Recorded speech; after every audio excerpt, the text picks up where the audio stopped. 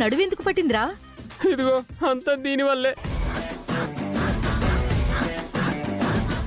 గుళ్ళో గుడికొచ్చిన తర్వాత గుడి చుట్టూ 108 ప్రదక్షిణాలు చేయాలని చెప్పారండి. సరే, త్వరగా వెళ్ళి 108 ప్రదక్షిణలు చేసేసి వచ్చే. నేను అలా కూర్చుంటానా? అయ్యో, మీరు కూర్చోడం ఏంటండి? మీరే దగ్గరుండి నాతో ప్రదక్షిణాలు చేపించాలి. అంటే చేయి పట్టుకొని నడిపించాలా? లేదు బాబు, ఆ అమ్మాయిని ఎత్తుకొని తిప్పాలి.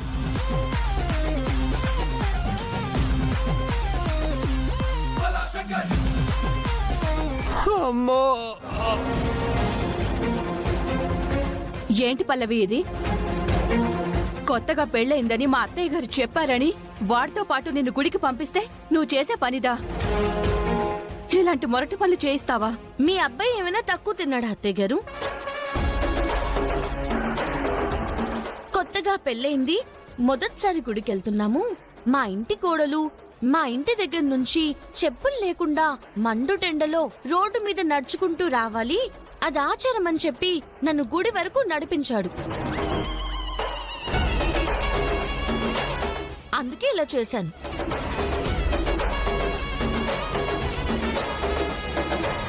అలాంటి ఆచారం ఎక్కడుందిరా మన ఇంట్లో? ఏరా, కావాలనే దాన్ని ఏడిపించాలని చేసావు కదా? కాదు నానమ్మా, సరదాకా ఏదో సరసం ఆడా.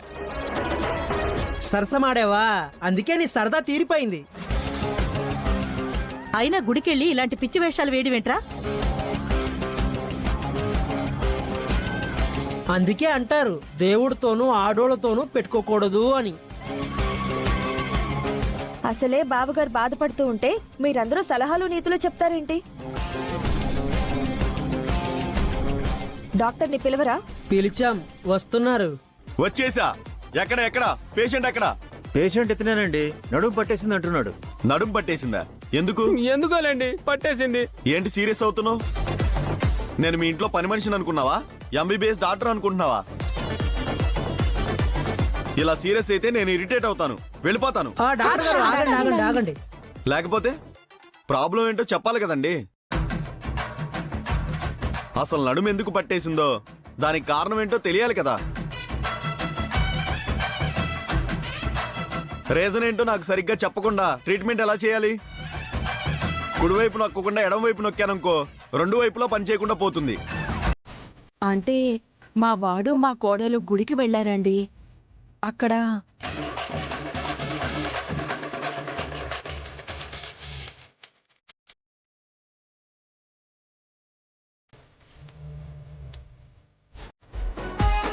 ఇదిగో అబ్బాయి, పబ్లిక్ లో న్యూసెన్స్ చేయకూడదు. ఫ్యామిలీ మెంబర్స్ అందరూ ఉన్నప్పుడు ఇలా పెళ్లంతో రొమాన్స్ చేయకూడదు. ఇక్కడ రొమాన్స్ ఎవరు చేశారండి? నువ్వు ఇప్పుడు చేస్తుంది అదే. మీరందరూ పదండి. అమ్మా, నువ్వు తగులుకో. పదండి పదండి. ఏం పర్వాలేదు, మీరు పదండి. పదండి అమ్మా, పదండి. ఏం పర్వాలేదు, పదండి. బయటికి పదండి. అమ్మో,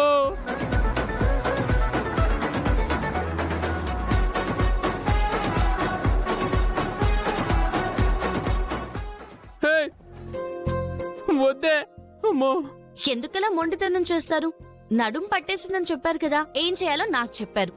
ఎలా చేయాలో నాకు తెలుసు కదా. ఏమే, నువ్వేమైనా గులకరాయివే ఏంటే వీపు మీద పెట్టుకొని రాక్కోడానికి? ఇదిగో, గుడికి వెళ్ళేటప్పుడు కూడా ఇలాగే ఎగతాళి చేశారు కాబట్టి ఇంతవరకు తెచ్చుకున్నారు. ఇప్పుడు కూడా నన్ను వెటకారం చేశారనుకో, డాక్టర్ గారు చెప్పినట్టు కాలి వేలితో రాయడం కాదు, ఒకే ఒక తొక్కు తొక్కుతా. కామ్గా ఉండండి. ఏం అవడం ఏంటి? కళ్ళు నెత్తిన పెట్టుకొని నడుస్తుంది. పైనుంచి జారి ఇదిగో ఈ బొమ్మ మీద పడేది. అమ్మో,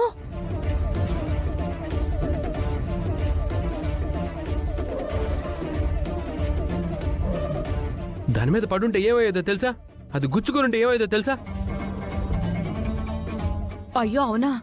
ఇదేంటమ్మా, చూసుకోవచ్చు కదా. చూసుకోవటం పక్కన పెడితే అసలు ఈ బొమ్మ ఇక్కడికి ఎలా వచ్చింది?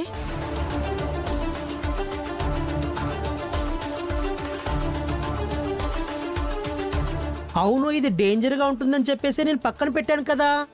ఇది ఆల్లోకి ఎవరు తెచ్చి పెట్టారు? అది అందంగా ఉంది కదా అని చెప్పి నేనే ఇందాక. నిన్ను ఆగరా.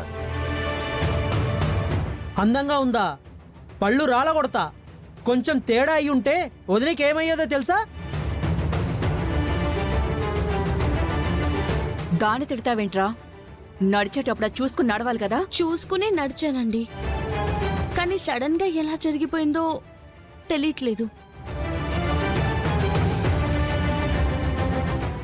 సర్లేమ్మా, ఇవాళ లేచిన వేళ విశేషం బాగుంది, లేదంటే ఎంత ప్రమాదం జరిగేదో. మీ ఇద్దరి మధ్య మాటలు విన్నవాళ్ళు ఎవరైనా సరే మా వాడికి నువ్వంటే ఇష్టం లేదనుకుంటారమ్మా. కానీ చూసావా, మా వాడికి నువ్వంటే ఎంత ఇష్టం. ఇష్టమేంటి? లేకపోతే ఏంట్రా, ఇంట్లో అందరం ఉన్నాం. పల్లవి ఏం చేసింది, ఎటు వెళ్తుంది, తను అడుగు ఎక్కడ వేస్తుంది, ఇవన్నీ నువ్వే కదా గమనించింది.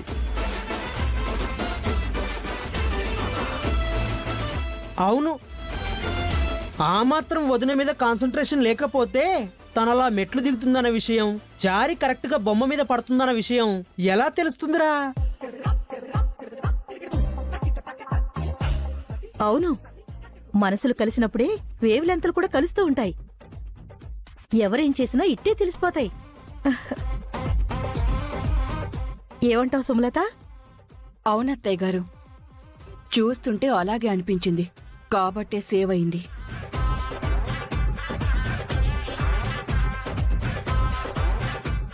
సరేనమ్మా, నీ మొగుడు ప్రేమ తర్వాత కురిపిస్తాళ్లే కాని మాకు ఆకలేస్తుంది, కొంచెం వంట చేసి పెట్టమ్మా. థ్యాంక్స్ అండి.